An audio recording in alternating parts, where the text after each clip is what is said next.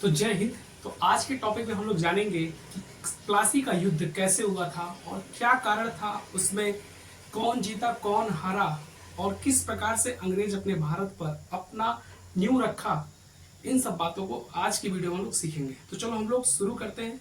प्लासी की लड़ाई कैसे हुई और क्यों हुई, कारण क्या था, ठीक है, उस बात को अच्छे से समझते हैं। तो देखो, प्लासी की जो लड़ाई हुई थी वो 23 जून 1757 को हुई थी। ठीक है, कब हुई थी? 23 जून 1757 को हुई थी प्लासी की लड़ाई। अच्छा, ये प्लासी है कहाँ? सबसे बड़ी बात तो ये है कि प्लासी को समझते हैं है कहाँ। तो आप भारत का जब नक्शा देखते हो, ठीक है, मैं यहाँ छोटा सा भारत बनाता हूँ, ठीक है, भारत का नक्शा देखते हो तो यहाँ पर जाओगे तो ऐसे कुछ करके भारत है, ठीक है, ऐसे कुछ करके भारत है। तो यहाँ का एरिया देखोगे ना, यहाँ बंगाल है, ठीक है, और इसी बंगाल में जो है एक जगह है, ठीक है, बंगाल में क्या है, एक जगह है जिसका नाम है प्लासी, ठीक है, और वहीं पर लड़ाई हुई थी। किन के बीच में हुई थी?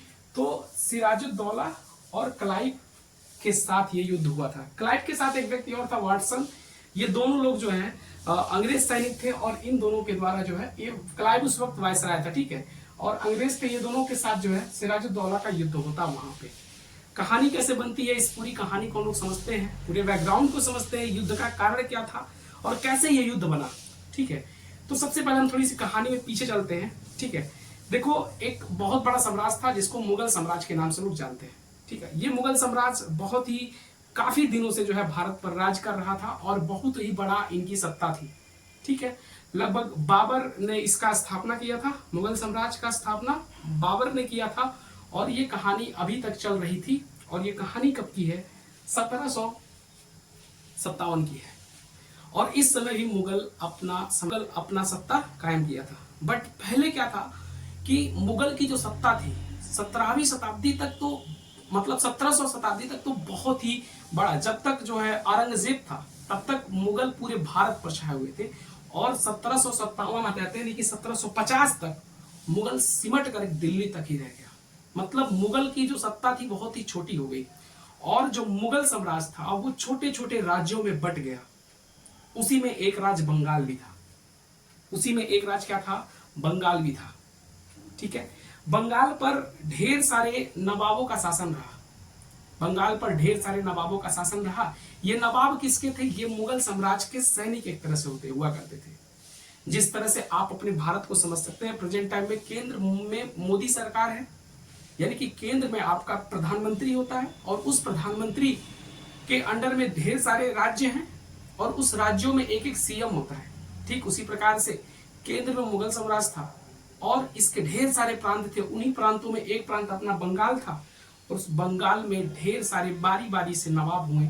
और कौन कौन से नवाब हुए तो देख सकते हो कि मुर्शिद कुली खां जो है 1713 से 1727 तक वहां का नवाब बनता है, 1727 तक। वैसे पे मुर्शिद कुली खां को देखा जाए 1700 से ही वो जब ये क्या कहते हैं, औरंगजेब जब मृत्यु हुई औरंगजेब की, उसके बाद से ही बंगाल पर वो जो है अपना शासन शुरू कर दिया था। लेकिन रियल में 1713 से 27 तक वो बंगाल पर था। उसके बाद से मुर्शिद कुली खां के बाद इनका दामाद, इनका कोई पुत्र नहीं था, इनका दामाद था जिनका नाम था शाह सुजा।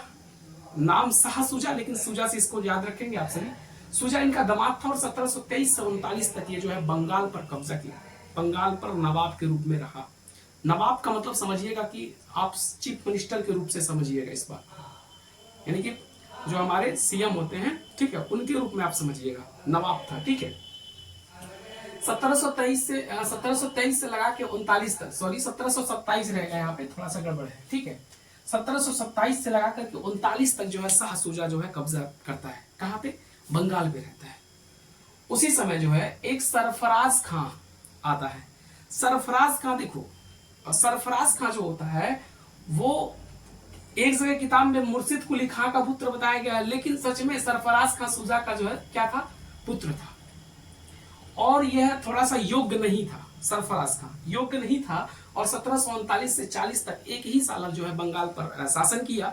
उसके बाद अलीवर्दी खां आता है और अलीवर्दी खां सरफराज खां की हत्या करता है और अलीवर्दी खां 1740 में बंगाल का नवाब बन जाता है। बंगाल का नवाब बनता है, लेकिन अलीवर्दी खां के पास कोई पुत्र नहीं होता है। इसके पास सिर्फ 3 बेटियां होती हैं। कितनी बेटियां? 3 बेटियां होती हैं। और अली वर्दी खां 40 से 56 तक, 1740 से 56 तक जो है बंगाल का नवाब बना जाता है। 1756 में अली वर्दी खां का जब मृत्यु हो जाता है तब बात आती है कि बंगाल का नवाब अब कौन बनेगा। अली वर्दी खां के पास 3 बेटियां थी। अली वर्दी के खान के पास 3 बेटियां थी, जिसमें से जो छोटी बेटी थी उसका पुत्र जिसका नाम था सिराजुद्दौला, वो बंगाल का नवाब बनता है। और बस सिर्फ 1 साल रहता है, 1756 से लगा के 57 तक रहता है। और इसी के कार्यकाल में और इसी के कार्यकाल के दौरान आपका प्लासी का युद्ध होता है। सिराजुद्दौला जो होता है, ये इसकी 3 मौसी होती है, यानी कि अली वर्दी खां की 3 बेटियां थी, जिसमें से सबसे छोटी बेटी का बेटा ये था सिराजुद्दौला, और बाकी जो थे वो सब इसके विरोधी बन गए। बाकी जितने थे, जैसे घसीटी बेगम थी, ठीक है, राजवल्लभ था, शौकतगंज था, ये सब सिराजुद्दौला के क्या बन गए? विरोधी बन गए कि उनका लड़का बन गया, मेरा लड़का नहीं बना। इस प्रकार से सिराजुद्दौला के विरोधी खड़े हो गए, बहुत सारे, इतने विरोधी खड़े हो गए कि सिराजुद्दौला परेशान हो गया। सिराजुद्दौला एक सही व्यक्ति था, एक अच्छा व्यक्ति था, माना जा सकता है। क्या होता था कि जो मुगल बादशाह होता था वो अपना फरमान भेजता था। फरमान का मतलब होता है कि नियम कानून भेजता था हर प्रांत में, हर क्षेत्र में। और उस फरमान के तहत कुछ नियम कानून होते थे, और उस नियम कानून का पालन हर किसी को करना रहता था। और उस नियम कानून का पालन करवाता था कौन? नवाब करवाता था। जो अंग्रेज कंपनी थी, साथ ही साथ फ्रांस की भी कंपनियां थी जो बंगाल पर कार्यरत थी, अपना कार्य, अपना व्यापार कर रही थी, ठीक है। जैसे चंद्रनगर में अगर देखा जाए, चंद्रनगर एक जगह था, वहां पे फ्रांसीसी रहते थे। और कलकत्ता एक शहर है जहां पर अंग्रेजों का शासन था। उस फरमान में एक नियम था। नियम ये था कि 3000 रुपए वार्षिक मुगल बादशाह को देना था, और जो कंपनी 3000 रुपए वार्षिक वेतन के रूप में मुगल बादशाह को देगा, वह बंगाल में, बिहार में और उड़ीसा में, बंगाल, बिहार, उड़ीसा, नाम याद रखिएगा, बंगाल, बिहार, उड़ीसा में फ्री में व्यापार कर सकता था। ये था जो है मुगल बादशाह के द्वारा बनाया गया फरमान। लेकिन क्या होता था कि सारे कंपनी, अलग अलग देश की कंपनियां, सभी लोग बात मानती थी, लेकिन जो अंग्रेज थे, अंग्रेज कंपनी थी, ये बात नहीं मानती थी। अब देखो, बात न मानने के पीछे भी कई कारण थे। पहला कारण ये था कि मद्रास में, यानी कि भारत के निचले वाले हिस्से में देखोगे तो एक मद्रास नाम का जगह है। मद्रास में क्या हुआ था? द्वितीय कर्नाटक युद्ध में क्लाइव अच्छी तरह से फ्रांसीसियों को धोया था, और इससे क्या हुआ था? अंग्रेजों का मन बढ़ गया था। और इस चीज को देख करके, इस विश्वास को देख करके अंग्रेज बंगाल में भी नवाबीगिरी करना शुरू कर दिए थे, किसी की बात नहीं मानते थे। पहला चीज। दूसरा चीज जो है, अमेरिका में सप्तवर्षीय युद्ध समाप्त हुआ था, और उस सप्तवर्षीय युद्ध के कारण भी जो है यहां पर जो अंग्रेज थे वो बात नहीं मानते थे। किसका नहीं बात मानते थे? वो बात नवाब के द्वारा बनाए गए नियम, मुगल बादशाह के द्वारा बनाए गए नियम की उल्लंघन करते थे। अब इन सब चीजों को जो है नवाब उन सब से करवाना चाहता था, अंग्रेजों से कहता था कि तुम सब बात को मानो, लेकिन अंग्रेज ये सब बात नहीं मानते थे। इधर नवाब अंग्रेजों से परेशान, यानी कि सिराजुद्दौला नवाब जो था ये अंग्रेजों से परेशान, और साथ ही साथ अपने जो प्रतिद्वंदी थे, जो पारिवारिक प्रतिद्वंदी थे, जैसे घसीटी बेगम उसकी मौसी थी, यहाँ पे राजवल्लभ और शौकतगंज, ये सब चचेरे भाई बहन थे, ये सभी से भी परेशान था। अब क्या होता है, वो जितने अंग्रेज थे वो अंग्रेज जाते हैं, इन सबसे मिल जाते हैं, और इन सबसे मिलने के बाद सिराजुद्दौला के खिलाफ युद्ध लड़ना शुरू करते हैं। उधर सप्तवर्षीय जो है अमेरिका में सप्तवर्षीय युद्ध 1756 में समाप्त हुआ था, और लोग जो फ्रांस थी, फ्रांस की कंपनी थी और जो अंग्रेज की कंपनी थी वो अपने अपने अपने अपने व्यापारिक केंद्रों का किलाबंदी करना शुरू कर दिया था। जैसे जो फ्रांस थी वो चंद्रनगर का किलाबंदी करना शुरू किया, और साथ ही साथ जो अंग्रेज थी वो कलकत्ता के किलाबंदी करना शुरू किया। लेकिन जो नवाब था सिराजुद्दौला, जब जाके उन लोग को मना किया कि तुम लोग किलाबंदी मत करो, तो फ्रांस के लोग जो थे वो जो है नवाब की बात को मान जाते हैं और चंद्रनगर पे किलाबंदी करना बंद कर देते हैं। ठीक है, लेकिन ये कलकत्ता पे किलाबंदी सब नहीं करते हैं। क्यों? क्योंकि इनका मन बढ़ा था, क्योंकि अभी मद्रास में क्लाइव जीता था, अंग्रेज था, तो ऐसा लगता था कि अंग्रेज नीचे जीत ही रहा है, ऊपर हम लोग जीतेंगे। ये कहानी थी, और नवाब के बातों का अवहेलना शुरू कर दिया था ये सारे अंग्रेज।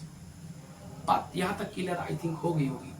अब सिराजुद्दौला अंग्रेजों के ऊपर चढ़ाई करता है। क्या करता है, थोड़ा सा पढ़ते हैं कि कारण क्या था। कि फरमान 1717 में फरमान आया था, यानी कि मुगल बादशाह के द्वारा फरमान आया था। उसमें कहा गया था कि 3000 रुपए वार्षिक तुम लोग को देना पड़ेगा, तब जाकर के तुम लोग क्या कर सकते हो, व्यापार मुक्त व्यापार कर सकते हो। ठीक है, लेकिन अंग्रेजों ने क्या किया, अंग्रेजों ने उसकी मनमानी किया और 1756 में कलकत्ता में किलाबंदी कर दिया।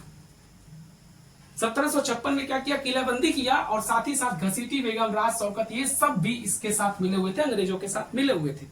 अब सिराजुद्दौला परेशान, सिराजुद्दौला बेचारा परेशान हो गया, और इसने क्या किया, इसने चढ़ाई किया। क्या किया, चढ़ाई किया, और जो फ्रांस के लोग थे वो किलाबंदी चंद्रनगर पे कर रहे थे, तो उस पर सबसे पहले क्या किया, नवाब ने कब्जा किया, और फिर बाद में कलकत्ता पर कब्जा किया। और कलकत्ता पर कब्जा करने के बाद नवाब का एक सैनिक था जिसका नाम था मानिक चंद, उसको कलकत्ता का जो है पूरा कारोबार संभालने के लिए दे दिया। मानिक चंद को नाम याद रखिएगा, मानिक चंद, बहुत ही बेहतरीन, बहुत ही इंपॉर्टेंट नेम है। कलकत्ता उसके नाम पे सौंप देता है, और कलकत्ता का जो है नाम बदल करके वो क्या करता है, अली नगर रख देता है। क्या करके रख देता था, अली नगर रख देता है। कलकत्ता का नाम बदल के अली नगर रख दिया। उसके बाद सिराजुद्दौला पूरा गुस्से में लाल, और क्या करते हैं सिराजुद्दौला, 146 अंग्रेजों को कालकोठरी में बंद कर देते हैं, और उसमें से सुबह भर, शाम को बंद किया, सुबह भर 123 जो अंग्रेज थे वो मर चुके थे, मात्र 23 अंग्रेज ही जीवित थे, सिर्फ 23 ही अंग्रेज जीवित थे। और इसको हालवेल के नाम से इसको जाना जाता है, और ये बहुत ही बड़ी घटना थी, बहुत ही बड़ी त्रासदी थी। समझ में आ गया ना? तो इस बात को, इस नाम को याद रखिएगा, कालकोठरी वाला मैटर याद रखिएगा, ये सिराजुद्दौला ने करवाया था, खतरनाक। अब अंग्रेज सब डर गए थे इस बात से, ये जितने अंग्रेज थे सब डर गए थे। अब अंग्रेज सब डरे, और इसके बाद अंग्रेज क्या किए, फुल्टा द्वीप, ठीक है, फुल्टा द्वीप कहां है, तो आप देखोगे भारत इस प्रकार से है ना, भारत आप यहां पे देख सकते हो, छोटा सा मैं भारत बना दे रहा हूं ताकि आप लोग बात को समझो। ठीक है, तो यहाँ पे बंगाल है, और यहीं पर एक द्वीप था फुल्टा द्वीप, और उसी फुल्टा में जाके सब उल्टा हो गए, यानी कि इसी फुल्टा में जाकर के सब लोगों ने, अंग्रेज ने शरण ले लिया, और फुल्टा में जाके सब लोग छिप गए। उसके बाद क्या होता है, ये फुल्टा से यहाँ फुल्टा से सारे अंग्रेज, यहाँ मद्रास में क्लाइव था, इसके पास भेजते हैं सब न्यूज कि भैया आओ, हम लोग फुल्टा में उल्टा हो गए हैं, सिराजुद्दौला बहुत भयानक पीटा है, 123 लोगों को मुआ दिया कालकोठरी में डाल के, हम लोग बहुत परेशान हैं, क्लाइव आओ मुझे बचाओ। अब क्लाइव यहाँ मद्रास से, वाटसन और क्लाइव निकलते हैं मद्रास से, क्या लेकर के, अंग्रेजी सैनिक को लेकर के आते हैं, और नवाब के खिलाफ षड्यंत्र रचते हैं। आते हैं, और आते ही जानते हो क्या क्या करते हैं, आते ही क्या क्या क्लाइव करता है।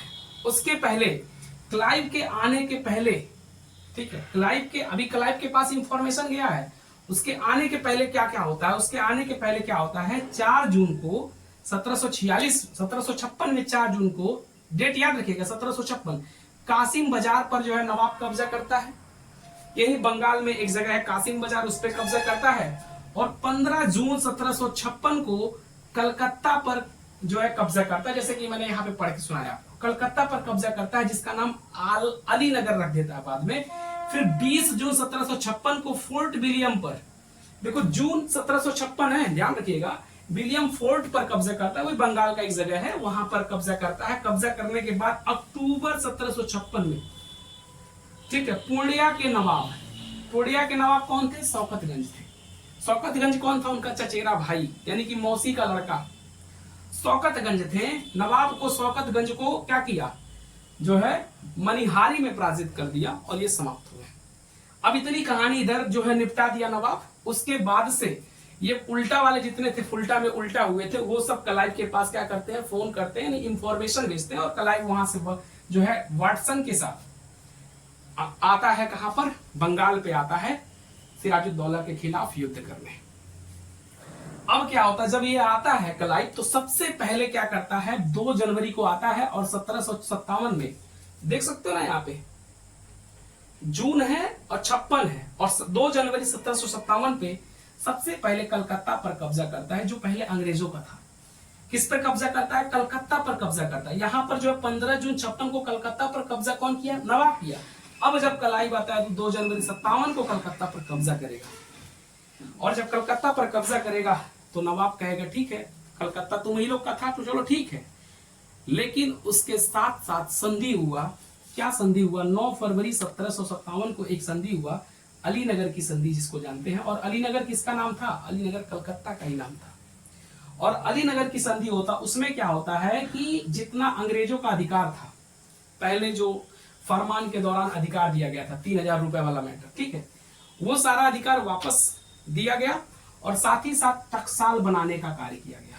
यानी कि पहला चीज क्लाइव ने क्या किया, सिराजुद्दौला से संधि में क्या किया कि हमें क्या करो कि सारा जो अधिकार था उसको वापस कर दो। संधि का मतलब होता है कि समझौता। समझौता किया कि चलो ठीक है, तुम हमारे भाइयों को जो है पीटे थे, हम आ गए हैं, कोई बात नहीं, अब तुम क्या करो, कलकत्ता हमें दो। कलकत्ता आ गया, जिसको अलीनगर था, कलकत्ता मैंने ले लिया। और कलकत्ता लिया नहीं था, जीता था वो, ठीक है, क्लाइव मार उड़ के जीता था, ठीक है। और उसने कहा था सारा अधिकार मुझे चाहिए, साथ ही साथ मुझे सिक्का बनाने का अधिकार चाहिए, मैं टकसाल बना सकूं। टकसाल माने सिक्का, पैसा बनाने का अधिकार हमको चाहिए। और आप लोग को मैंने बताया था कि जो कलकत्ता था, कलकत्ता पर नवाब ने किसको बैठाया था? मानिक चंद को। और ये कलकत्ता पर कब्जा तभी कर पाया जब मानिक चंद को क्लाइव ने अपने ओर कर लिया। यानी कि मानिक चंद को क्लाइव ने अपने ओर किया, तब जाके कलकत्ता पर कब्जा कर पाया। और जब ये अपना जो है सिराजुद्दौला जब आता है, तो उससे क्या होता है, अलीनगर की संधि होती है, जिसमें सारा अधिकार वापस और टकसाल बनाने की सारी बात पा जाता है। उसके बाद क्या करेगा, क्लाइव शांत नहीं रहेगा, क्लाइव जो है उस संधि का करेगा उल्लंघन। जो ये संधि हुई थी, इस संधि का करेगा उल्लंघन, और 13 मार्च 1757 को चंदनगर पर कब्जा कर लेगा। जो कि चंदनगर पर कौन कब्जा किया था? तो चंदनगर पर आपका वो सिराजुद्दौला कब्जा किया था। ये चंदनगर किसका था? तो चंदनगर फ्रांसीसियों का था, और उस पर जाके कब्जा कर लेता ये क्लाइव। अब जो है सिराजुद्दौला बुलाएगा, कहेगा यार तुम तो यहाँ पे संधि किए थे कि अब लड़ाई वड़ाई नहीं होगा, हमको 2 अधिकार दो, हमारा अधिकार दे दो और टकसाल बनाने के लिए दे दो। अब फिर से जो है तुम मेरी बातों का उल्लंघन कर रहे हो, यहाँ पे चंदनगर पे तुम कब्जा कर लिया। अब क्लाइव जो है सिराजुद्दौला की बातों का उल्लंघन करता है, और सिराजुद्दौला फिर बुलाएगा, और क्लाइव के ऊपर जो है, क्लाइव के ऊपर युद्ध करने के बारे में सोचेगा। और इधर क्लाइव खोजता है, उन सभी को खोजता है जो सिराजुद्दौला के खिलाफ खड़े हो सके। और जब खोजता है तो खोजते खोजते वो षड्यंत्र लगाता, षड्यंत्र बनाता है, और षड्यंत्र में जो शामिल लोग होते हैं उसमें मानिक चंद होता है। आपको बताया ना मानिक चंद, वो मानिक चंद होता है जिसको चंदनगर का नवाब बनाया था, चंदनगर का मुखिया बनाया था किसने? सिराजुद्दौला ने। वो मानिक चंद को अपने तरफ मिला लिया, और वो क्या किया, कलकत्ता पर कब्जा कर लिया, मानिक चंद को अपने तरफ मिलाकर सिराजुद्दौला। दूसरा चीज, चंदनगर पर कब्जा किया। तीसरा चीज, फिर कई धनी लोगों को, वहां के जितने धनी लोग थे, अधिकारियों को शामिल किया, ठीक है। उसके सेनापति को, सिराजुद्दौला का जो सेनापति जिसका नाम था मीर जाफर, इसको भी शामिल किया। साथ ही साथ जितने धनी लोग थे, जैसे राय दुर्लभ था, खादिम खान था, अमीन चंद था, जगत सेठ था, इन सब को क्लाइव अपने अंदर कर लिया, अपने तरफ बुला लिया। और ये सब जितने थे ये सिराजुद्दौला के ही सब लोग मंत्री थे, सब लोग सेनापति थे, सिराजुद्दौला के लिए काम करते थे। लेकिन कुछ पैसों पे और कुछ वादों के तहत ये सभी सिराजुद्दौला के तरफ से ना आ करके क्लाइव के तरफ आ जाते हैं और इन्हीं पृष्ठभूमि पर सिराजुद्दौला को चढ़ा देते हैं और सिराजुद्दौला को विश्वास दिलाते हैं कि हम तुम्हारे साथ हैं और चलो तलाशी वाले स्थान पर लड़ाई करते हैं। कब? 23 जून 57 को। आप देख सकते हैं मार्च में ये और जून में लड़ाई। अब क्या होता है, 23 जून को 57 को लड़ाई शुरू होती है क्लाइव और सिराजुद्दौला की तरफ। लेकिन सिराजुद्दौला को यह बात नहीं पता था कि हमारे जितने भी बड़े बड़े सैनिक हैं वो सब क्लाइव के तरफ जा चुके हैं। ये बात जो है सिराजुद्दौला को नहीं पता था। और जब युद्ध होना शुरू होता है उस दौरान जो सिराजुद्दौला का सेनापति था मीर जाफर था, जो कि गद्दार था और वो मिला हुआ था क्लाइव से। अब क्लाइव जब लड़ाई शुरू होती है दोनों में और मीर जाफर के आधे सैनिक किसके तरफ चले जाते हैं? क्लाइव के तरफ चले जाते हैं। और जब ये चीज सिराजुद्दौला देखता है कि हमारे सारे सेनापति जो हैं क्लाइव की तरफ चले गए हैं, फिर सिराजुद्दौला वहां से युद्ध से भागता है और भाग करके बिहार में अपनी पत्नी के साथ जाकर के छिप जाता है। समझ में आ गई सारी बात? तो इस प्रकार से मीर जाफर गद्दारी किया, सारे धनी लोग जितने थे वो सब गद्दारी किए थे। अच्छा, ये गद्दारी क्यों किए सब लोग? इन लोगों को क्या दिया था? प्रलोभन दिया था। कौन? क्लाइव दिया था। मीर जाफर को प्रलोभन दिया गया था कि तुमको नवाब बनाया जाएगा अगर सिराजुद्दौला को तुम हरा दोगे। यही कारण है कि जब सिराजुद्दौला बेचारा हार जाता है तो 1757 से 60 तक मीर जाफर जो है वहां का नवाब बनता है, बंगाल का नवाब बनता है। और बंगाल के नवाब के साथ उसके बाद से जो मीर जाफर जो होता है नवाब बनने के साथ साथ जो है मीर जाफर अंग्रेजों को ढेर सारा पैसा देता है और कुछ जगहों की जमींदारी, जैसे 24 परगना की जमींदारी, एक जगह है 24 परगना नाम का जिला, उसकी जमींदारी किसको देता है? अंग्रेजों को देता है, ले जाओ तुम लोग खाओ पियो। और इस प्रकार से अंग्रेजों का भारत पर नींव रखा गया। अंग्रेजों के सत्ता का भारत पर नींव रखा गया इस युद्ध से। आज ये गद्दार लोग खादिम खान, राय दुर्लभ, मीर जाफर जितने थे, अगर ये गद्दार लोग सिराजुद्दौला का साथ दिए होते तो शायद अंग्रेज भारत पर इस कदर कब्जा नहीं कर पाते। इसके बाद से जो है मीर कासिम आएगा, ये भी जो है लड़ने की कोशिश करेगा और मीर कासिम को बक्सर की लड़ाई में लड़ा करके जो है मुआ देंगे सब। तो ये पूरी कहानी थी कि प्लासी की लड़ाई कैसे हुई और क्या रीजन था। अच्छा, इस युद्ध में किसके पास कितने सैनिक थे? तो अंग्रेज सिर्फ मात्र जो है 3200 अंग्रेज थे। जब ये लड़ाई शुरू हो रही थी तो क्लाइव के तरफ कितने लोग थे? मात्र 3200 लोग थे क्लाइव के तरफ। और सिराजुद्दौला के तरफ कितने लोग थे? सिराजुद्दौला के तरफ 50,000 लोग थे। बस ये संख्या कहने के लिए थी, ठीक है। लेकिन बेचारा सिराजुद्दौला के साथ क्या हुआ? विश्वासघात हुआ और सारी सैनिक जो है पलट गई क्लाइव के तरफ और पूरा यहाँ पे घनाघोर लड़ाई होता है। लगभग 7 से 8 घंटे की लड़ाई होती है प्लासी में और जो है अपना ये क्लाइव जीत जाता है और अपना ये सिराजुद्दौला हार जाता है, ठीक है। तो आई होप आपको पूरी बात समझ में आई होगी कि प्लासी की लड़ाई कैसे हुआ, क्यों हुआ, ठीक है, क्या इंपॉर्टेंस था यहाँ पे, रीजन कैसे बना ये लड़ाई का। ये सारी कहानी आपको समझ में आ गई होगी। अगर किसी प्रकार का कोई क्वेश्चन है तो कमेंट में करना। वीडियो को पहली बार देख रहे हो तो इसको लाइक करना, शेयर करना और चैनल को सब्सक्राइब करना। मिलते हैं एक फिर से एक इतिहास से जुड़ी कुछ घटनाओं के साथ। तब तक के लिए सबको जय हिंद, वंदे मातरम।